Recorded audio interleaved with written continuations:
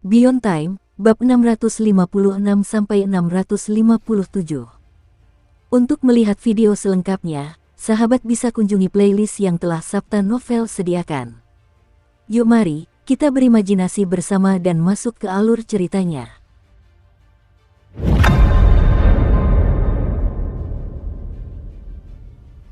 Di langit, angin kelabu bersiul, menyapu pasir yang menutupi langit.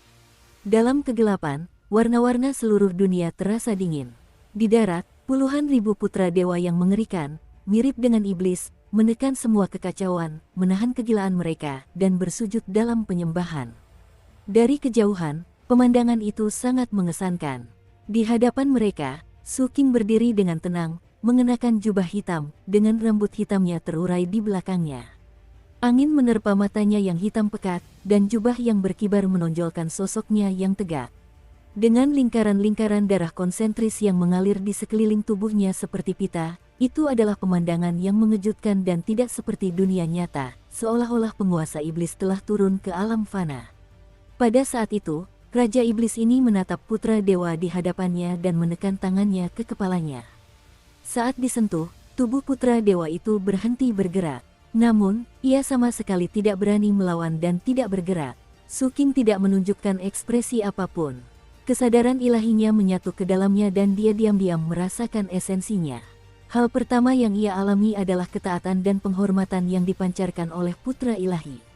Ini adalah tindakan naluriah yang menekan kekacauan dan kegilaan pihak lain. Setelah itu, dia merasakan rasa lapar pihak lain. Hal ini mengingatkannya pada adegan di mana dia menyentuh hal yang bersifat ilahi. Untuk waktu yang lama, Su King terus menekan dengan tangan kanannya. Saat pembatasan racun menghilang dan kekuatan bulan ungu melonjak, daging putra dewa itu, yang sulit dihancurkan dengan cara biasa, dengan cepat meleleh di tangan Su King. Darah menetes dari wajah putra ilahi itu dan jatuh ke tanah, mengeluarkan suara mendesis saat tanah terkikis. Adapun tangan kanan Su King sudah menembus jauh ke dalam tubuh putra dewa itu. Rasa sakit yang hebat ini menyebabkan putra ilahi itu semakin gemetar. Namun, ia tetap tidak berani beranjak. Kekuasaan bulan merah pada tubuh Su King tampaknya memberikan tekanan yang sangat besar pada para putra dewa ini. Daging itu mengandung kekacauan yang lebih kuat, memiliki tingkat korosi tertentu, dan mencakup masuknya zat-zat anomali, renung Su King. Dia bisa merasakan bahwa dia tidak bisa melahap putra-putra ilahi ini. Mereka terbentuk dari hal-hal yang tidak murni dan tidak ada manfaatnya untuk memakannya. Beberapa saat kemudian, Su King menggelengkan kepalanya dan mengangkat tangannya. Pandangannya tertuju pada sekelilingnya. Melihat para putra dewa yang bersujud itu, Su King menyipitkan matanya dan mengeluarkan sebuah benda yang hancur. Dengan munculnya objek ini, kekuatan dahsyat menyebar di dalam diri, menyebabkan warna dunia berubah, angin bertiup kencang, dan awan berarak. Perasaan mencekam menjadi jauh lebih kuat. Inilah hadiah yang diberikan ahli waris kepada Su King kala itu, sebuah fragmen dari dunia besar akumulasi jiwa. Benda itu pernah dipinjam oleh kapten untuk menekan perineter sampai perineter dilepaskan di apotek. Kemudian kapten mengembalikannya. Setelah pecahan itu keluar, sebuah daya hisap muncul. Dalam sekejap mata, puluhan ribu putra ilahi di sini tersedot masuk, tanpa meninggalkan apapun. Setelah melakukan itu, Su King menyimpan pecahan tersebut dan pandangannya tertuju pada jurang yang dalam. Tidak ada lagi putra-putra ilahi di sana. Raungan yang dalam itu telah lama menghilang. Saat dia sedang memeriksa, fluktuasi indera ilahi tiba-tiba menyebar. Su King, turunlah sebentar. Itu adalah suara sang ahli waris. Su King tidak langsung menyeberang, sebaliknya, dia dengan hati-hati mengamati situasi sebelum berjalan ke tepi jurang yang dalam. Dia menundukkan kepala untuk melihat sekilas lalu melangkah masuk. Kecepatannya sangat tinggi dan pembatasan racun memenuhi matanya. Darah mengelilinginya saat ia melesat ke kedalaman. Semakin dalam ia masuk, semakin kuat zat-zat anomali tersebut. Cairan lengket mengalir di dinding di sekitarnya, mengeluarkan bau busuk yang membuat mual. Lebih jauh ke bawah, terlihat cahaya merah samar. Akhirnya, ketika Su King mendekat, sebuah penghalang yang dibentuk oleh daging tercermin di matanya. Gumpalan daging ini seperti tembok, menutup jalan ke depan. Ia terus menggeliat dan memancarkan cahaya merah, mengeluarkan aura dewi merah yang sangat pekat. Bentuk itu tampak seperti sedang berjuang, berusaha mengembang keluar, tetapi sebuah kekuatan tak terlihat menekannya, mencegah perlawanan apapun. Bentuk itu hanya bisa terus menyusut di dalam gelombang-gelombang ini. Sang pewaris dan Putri Mingwei berdiri di depan penghalang daging. Inilah pertahanan terakhir yang mengarah ke inti tempat ini. Kita perlu masuk untuk mengambil barang penting demi menyelamatkan Old Nin. Jika kita menerobos secara paksa, meskipun Dewi Merah sedang tidak aktif, mungkin akan ada reaksi, dan secara naluriah ia akan menyembunyikan kristal di dalamnya. Jadi, kita membutuhkanmu untuk menggunakan wewenangmu dan diam-diam membuka celah. Sang pewaris menoleh dan menatap Su Qing. Su Qing mengangguk. Dia sudah menduganya dalam perjalanan ke sini. Sebelumnya, pewaris tahta dan Putri Mingwei telah beberapa kali pergi bersama. Tujuan mereka seharusnya adalah tempat ini. Oleh karena itu, dia berjalan menuju gumpalan daging itu. Darah yang mengalir di luar tubuhnya semakin deras. Saat dia mengangkat tangan kanannya, darah itu dengan cepat berkumpul di ujung jarinya. Ketika cahaya merah menyilaukan, setetes darah menyembur keluar dari ujung jarinya. Bola itu mendarat di gumpalan daging tersebut. Darah ini mengandung otoritas Su Qing atas bulan merah dan memancarkan zat anomali yang pekat. Bahkan samar-samar terlihat bulan merah kecil muncul di dalamnya. Membuka. Saat darah menyentuh penghalang, Su Qing mengirimkan indera ilahinya. Sekat daging itu tiba-tiba bergetar. Tempat di mana darah Su Qing mendarat langsung menggeliat, meremas ke segala arah dan secara bertahap menciptakan celah. Sang pewaris dan Putri Mingwei sama sekali tidak ragu. Mereka berubah menjadi dua pelangi dan menghilang ke dalam celah tersebut. Su Qing tidak mengikuti. Dia dengan cepat mundur hingga berada sejauh 1000 kaki. Saat dia terus bergerak mundur, suara-suara tajam keluar dari gumpalan daging itu, disertai dengan raungan yang menggema. Kemudian, daging itu bergetar dan mulai layu. Seluruh proses hanya membutuhkan 3 hingga 5 tarikan napas. Setelah gumpalan daging itu layu sepenuhnya, ia berubah menjadi abu dan menyebar, memperlihatkan sebuah gua bawah tanah yang besar di bawah lubang yang dalam. Bagian dalam gua itu merupakan pemandangan yang mengejutkan. Tanah itu tertutup genangan darah kental, mengeluarkan bau busuk yang menyengat.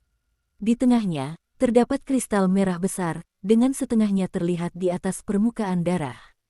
Benda itu bersinar dengan cahaya merah. Di genangan darah ini, terdapat telur yang tak terhitung jumlahnya. Beberapa telur ini berukuran puluhan kaki dan beberapa lainnya berukuran ratusan kaki. Ukurannya berbeda-beda, tetapi semuanya berwarna merah. Sebagian darinya masih utuh, dan sebagian lainnya hancur berkeping-keping, hanya menyisakan cangkang telur yang mengapung di kolam. Melalui cangkang luar telur yang utuh, Su Qing dapat melihat putra-putra dewa di dalamnya, yang berjuang untuk menembus cangkang tersebut. Sang pewaris dan Putri Mingwei langsung menuju kristal darah. Setelah mendekat, mereka menggunakan jurus mereka secara bersamaan dan mengambil kristal tersebut. Saat kristal itu menghilang, genangan darah di sini dengan cepat mengering. Perjuangan telur-telur itu menjadi semakin intens dan raungan teredam terus bergema. Baiklah, mari kita pergi. Setelah mendapatkan barang yang mereka butuhkan, sang ahli waris merasa puas. Sambil berbicara, ia mengangkat tangannya dan hendak menghancurkan semua telur di sana. Hati Su Qing bergejolak dan dia buru-buru berbicara. Senior, saya memiliki kegunaan lain untuk putra-putra ilahi ini. Ketika pewaris tahta mendengar ini, pandangannya tertuju pada Su Qing. Putri Mingwei mengangguk. Su Qing segera mengeluarkan pecahan dunia besar. Dia melakukan serangkaian segel tangan dan menunjuk. Seketika, daya hisap menyebar dan semua telur di sana langsung terserap ke dalam pecahan tersebut.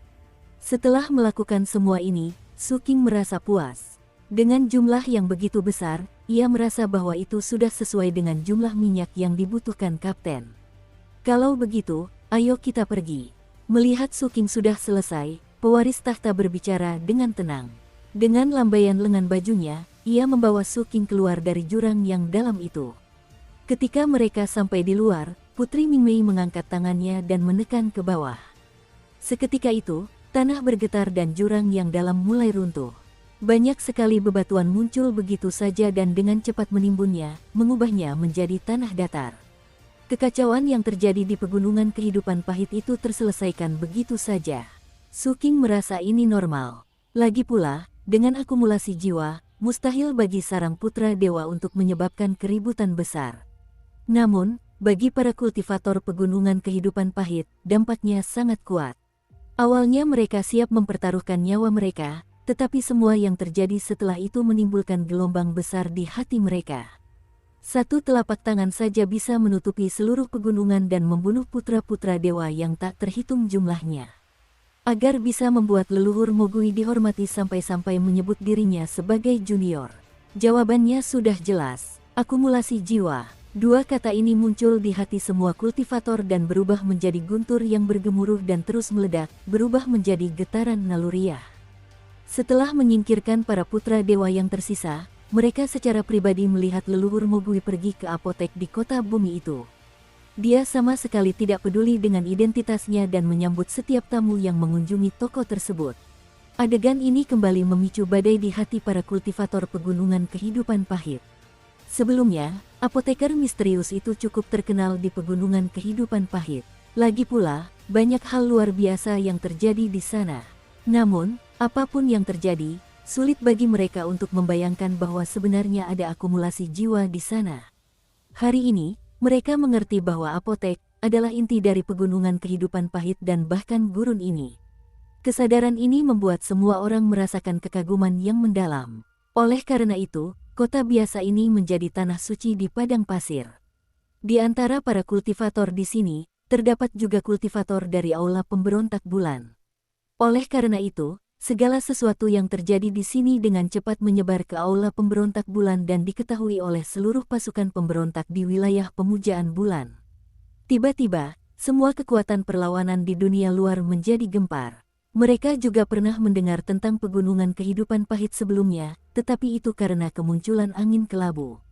Tempat itu terisolasi sampai batas tertentu dari dunia luar dan seperti negeri yang penuh kedamaian.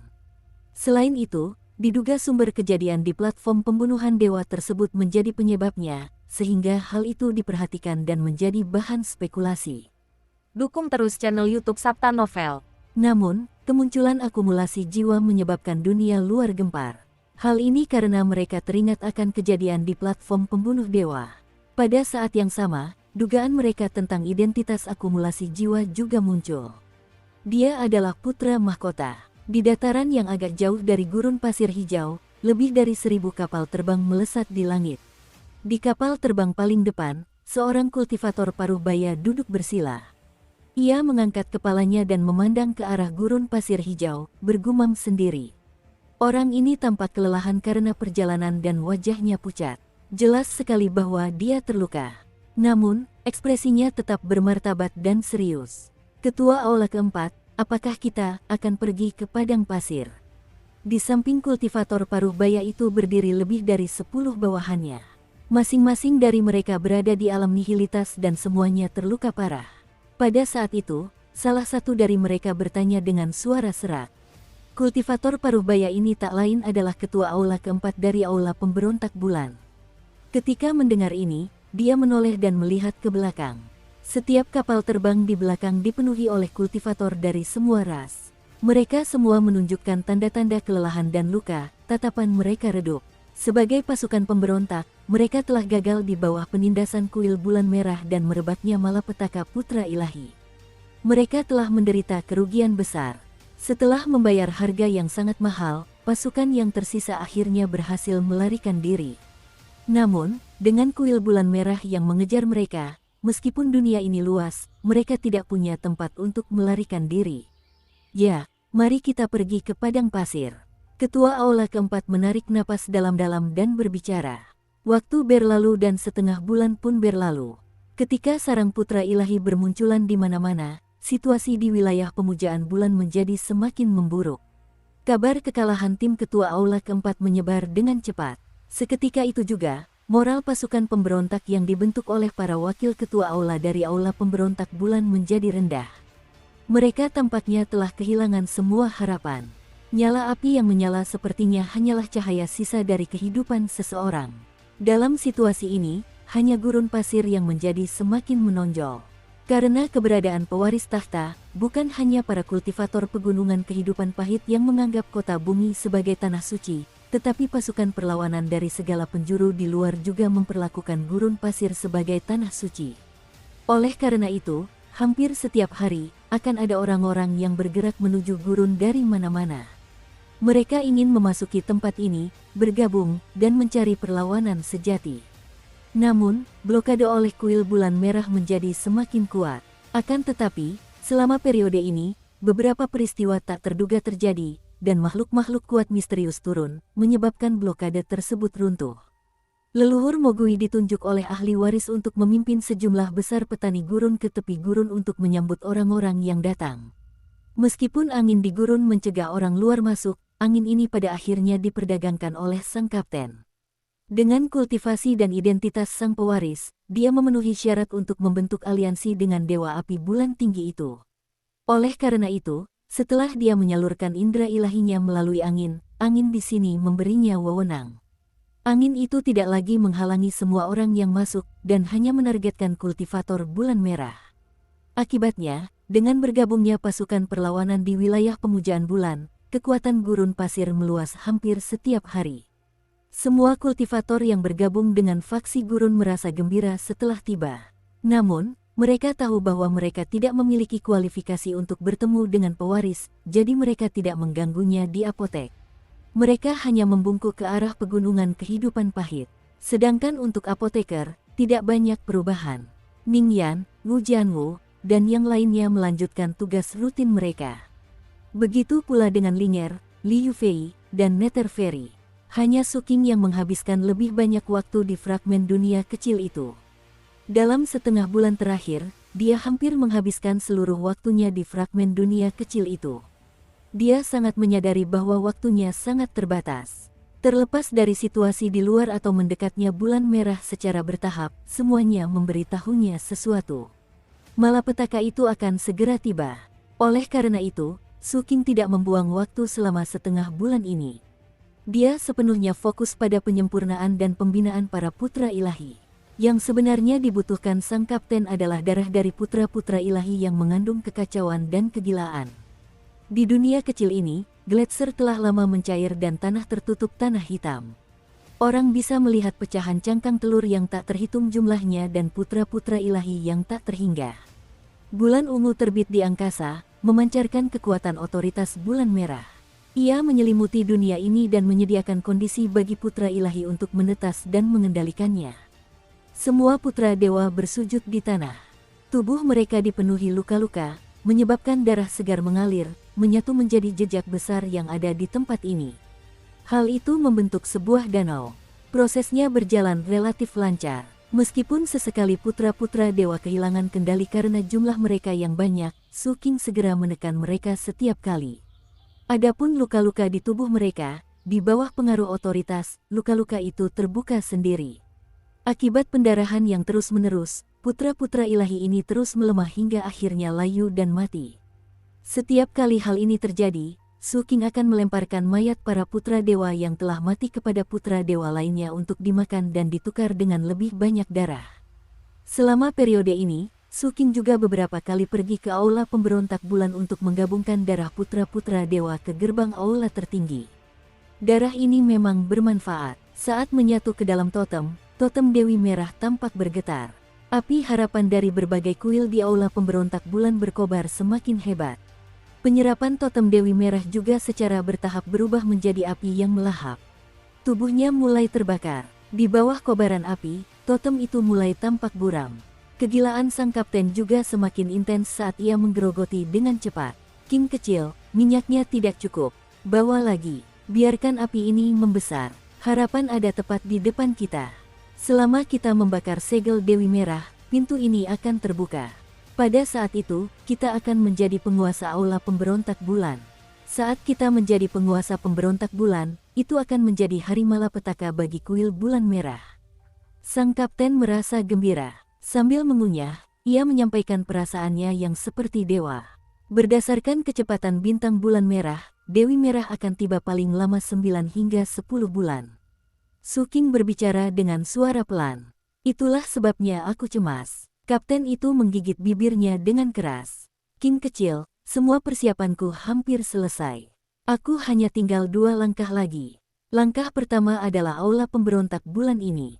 Setelah kita menyelesaikan langkah ini, aku bisa menggunakan aula pemberontak bulan untuk langsung merasakan semua daging yang terkoyak-koyak di kehidupan sebelumnya.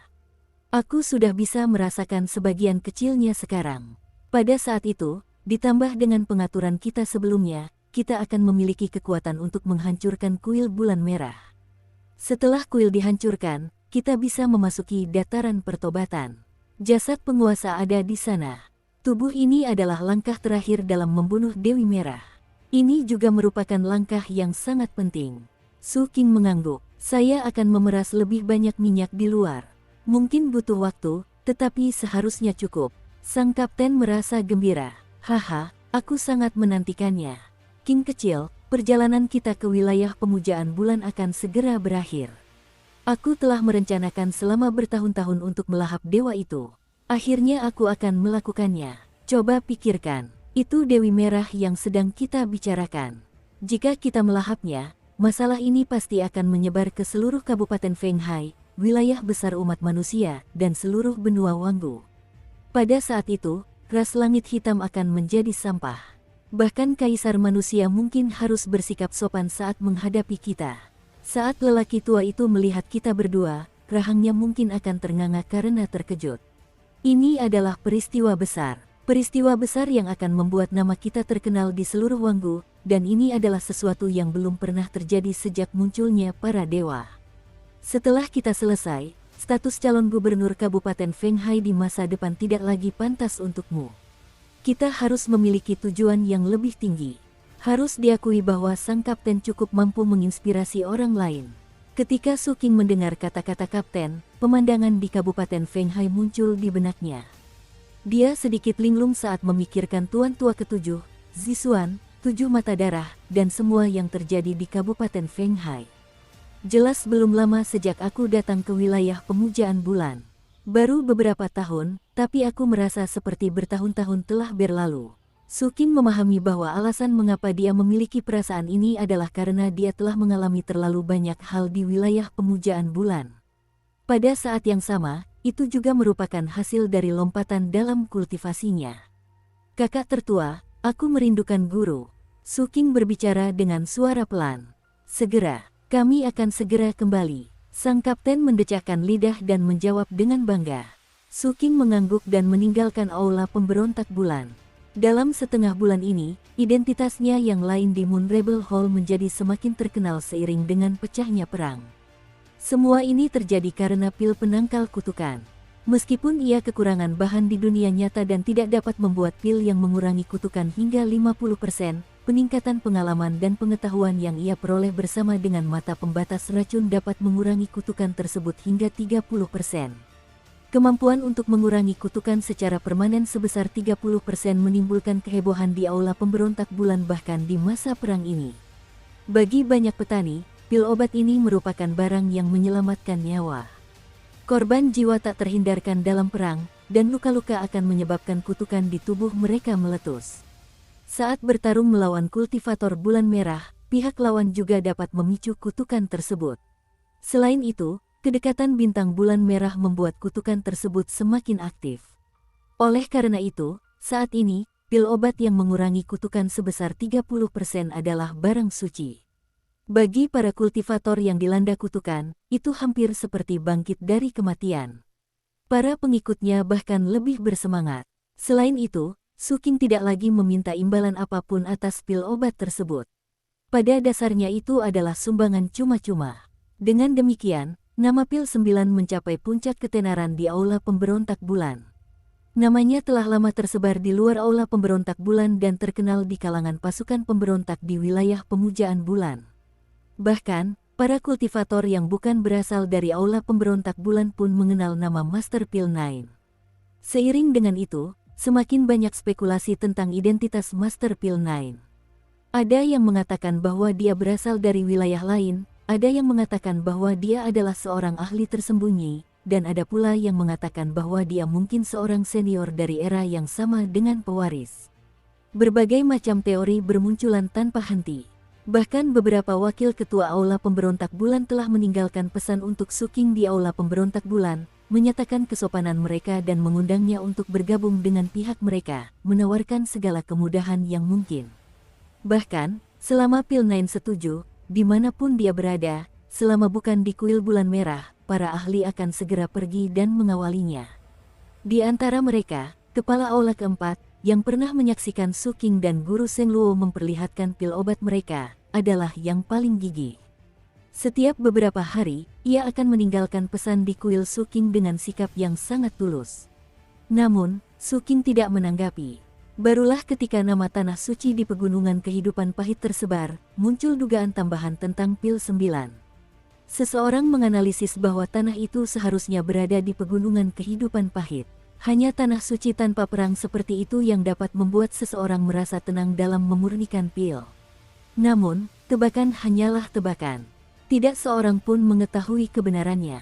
Karena misteri inilah nama Pil9 menimbulkan kehebohan di segala penjuru. Pada saat yang sama, para pengikutnya juga secara spontan mengorganisir diri mereka sendiri. Dipimpin oleh tetangga yang bertubuh kekar, mereka melindungi reputasi sang guru sekaligus mengumpulkan semua informasi tentang sang guru. Mereka ingin menemukan lokasi sang guru dan bersatu di sisinya untuk melindunginya. Begitu saja, 7 hari lagi telah berlalu. Pada hari itu, tepat ketika Su Qing keluar dari dunia yang sangat kecil, dia menerima transmisi suara dari sang pewaris. Su Qing, wakil ketua aula pemberontak bulan, bersama kelompok kultivatornya, akan segera tiba di luar gurun. Para kultivator bulan merah sedang mengejar mereka. Ambil token giok milikku dan saudari ketiga, lalu pergilah untuk menerimanya. Ngomong-ngomong, ajak beberapa anak ayam dari halaman belakang jalan-jalan. Mereka makan setiap hari, dan semuanya jadi terlalu gemuk. Saat dia berbicara, 3 token giok muncul begitu saja di depan Su Qing. 2 di antaranya memancarkan fluktuasi akumulasi jiwa, dan yang lainnya adalah benda yang mengendalikan anak-anak ayam kecil itu. Su Qing mengangguk ketika mendengar itu.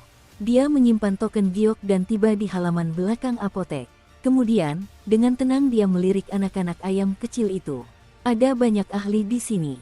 Bahkan yang terlemah di antara mereka berada di alam jiwa yang baru lahir. Ada juga beberapa di alam penyimpanan roh dan 4 di alam ketiadaan. Sebagian dari mereka berasal dari sekte bunga yin yang pernah datang ke sini kala itu. Ada juga beberapa yang ditangkap nenek 5 dari suatu tempat. Su Qing juga tidak tahu asal-usul mereka. Siapakah di antara kalian yang bersedia menebus diri? Su Qing berbicara dengan tenang.